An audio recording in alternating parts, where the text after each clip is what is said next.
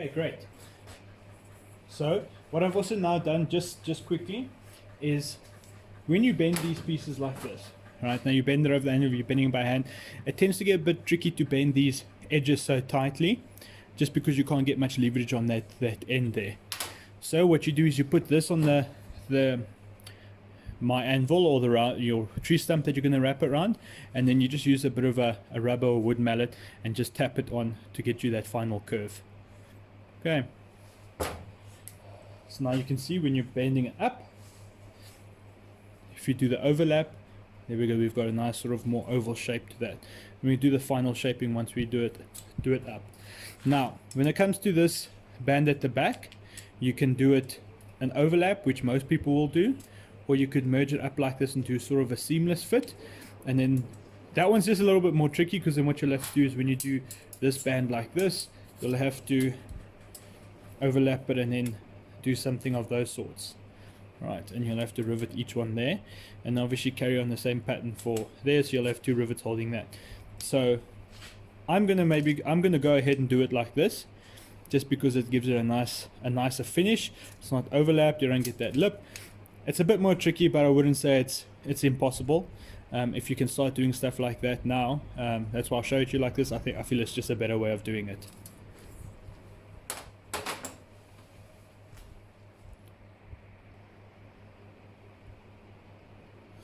Okay, so now another tool that you'll probably use, these vice grips that you use. So just overlap it like this. I know I said I'm going to do it flush, but I always cut a bit extra so I can do the overlap like that, and you can always cut it smooth. Now you can do it like this. Now you can still move it into the oval shape that you'd like. So there we go. It's nice, and that's the benefit of using thinner steel like this, especially because it's only 3.5 centimeters wide. You can still bend it reasonably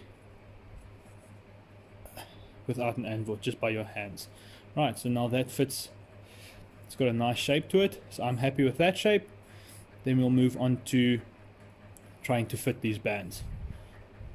Okay.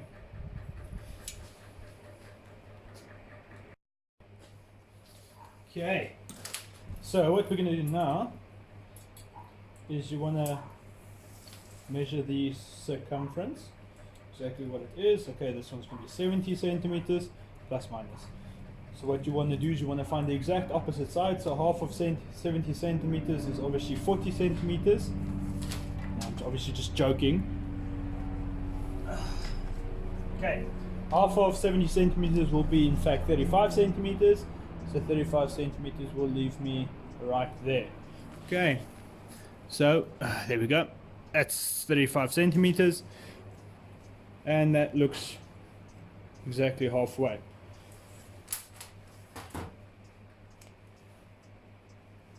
Okay, so there, now I know exactly where my halfway mark is.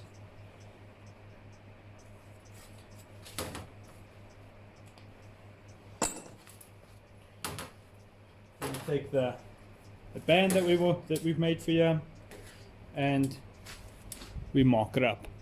Okay, so it's going to sit in like that. There we go. It's going to have a rounded top. Okay, here we go. Now what you'll see is that this is flat,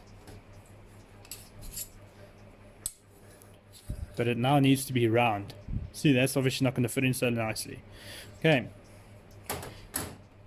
now the same applies for the whole way around. Okay, so now this is flat, and you actually want it to have a bit of a domed, shape to it. So we'll move on to the next step here, where we'll start doming this one, and while we're at it, we will dome the other one. So that will just help you get a nicer fit. It'll fit up and it'll look nicer. It doesn't, have these sharp flat edges everywhere. Okay, great. Okay. Right. So now I made this quickly. So all I made is a bit of a dish in this piece of wood.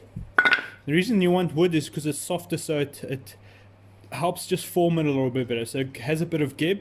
than on something steel where you actually just end up flattening or, you know, thinning the steel out.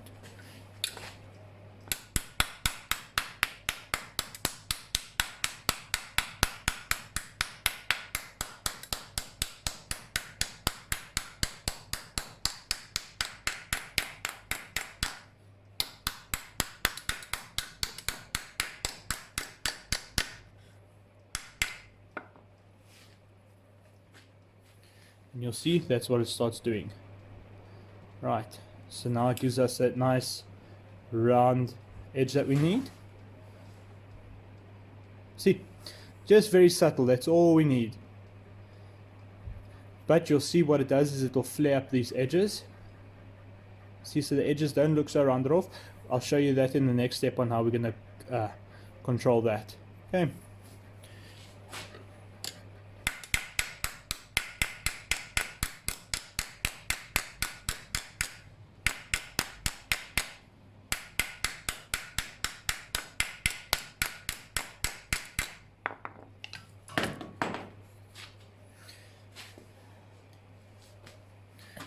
One thing you'll also notice is that when you do that, it'll start curving considerably more. So that's fine, you can always just correct it, and you'll notice the strength difference once it's curled compared to once it's not curled.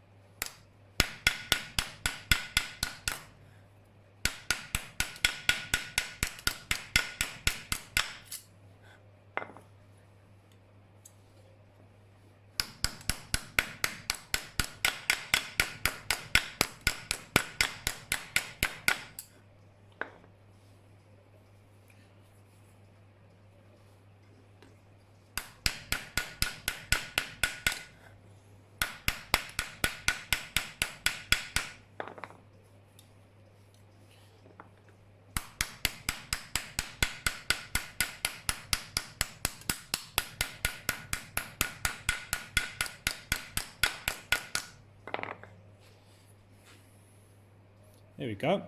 So nice dish shape all the way around. You'll work as you go. You'll see what you need to add more if you need to dish a certain section more than the other, but it will change the shape a little bit, but that's part of the process. So it's hammer and test, hammer and fit, hammer and test, hammer and fit. Okay. Right. So now we come up to the planishing part, the part that I really love the most. Right, so here we come up to the planishing part, the part that I obviously love the most. And now that's just going to be polishing with hammers. I'm using this hammer over a ball stake, so the ball stake is nice and polished, so it doesn't give a bad shape on that side. Imprint on that side. So what we do here, and that will help with the flared edges. And so what we're going to do is we're just going to be hammering very light blows across the whole surface repeatedly. So across the whole surface repeatedly, and what you'll be doing is you'll be flattening out those bumps from the dishing, because obviously when you dish it like that, you're going to leave a lot of bumps in there. So this you're actually just going to be smoothing it over. So this is just a very laborious process. I'm sure you've seen in previous videos of mine me doing the same thing. So let's quickly go through these two pieces where we planish them out.